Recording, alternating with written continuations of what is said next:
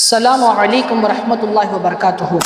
நீங்கள் ஒட்டகம் மாதிரி தண்ணி குடிக்கிறீங்களா, இல்லை மனிதர்கள் மாதிரி தண்ணி குடிக்கிறீங்களா? உங்களுக்கு தெரியுமா தெரியாதா? தெரியாது தானே? ஆமாம். 50 days 50 இஸ்லாமிக் சேலஞ்சில் இன்னையோட டே 43 43வது நாளாக இருக்குதுங்க. நபி ஸல்லல்லாஹு அலைஹி வஸல்லம் அறிவித்த ஒரு ஹதீஸ், ஜாமியா திர்மிதி கிதாபிலே பதிவு செய்யப்பட்ட ஹதீஸ், நீங்கள் ஒட்டகங்கள் தண்ணீர் குடிப்பதை போன்று குடிக்க வேண்டாம் என்பதாக கூறினார்கள். அதாவது அதற்கு விளக்கம், நம்ம தாகமாக இருக்குது, ஓடிட்டு வரோம், இல்லை ரொம்ப வேக்காடாக இருக்குது, தண்ணி குடிக்கணும்னு சில நேரங்களில் நம்மளே அறியாமல், இல்லை பல நேரங்களில் கூட சொல்லலாம், மடக்குன்னு மூச்சு விடாமல் குடிக்கிறோம். நம்ம உட்கார்ந்து குடிக்கிறோம், பார்த்து குடிக்கிறோம், அதெல்லாம் ஒரு சுண்ணத்தாக இருந்தாலும் மூச்சு விட்டு குடிப்பதும் ஒரு சுண்ணத்தாக இருக்கிறது சகோதரர்களே.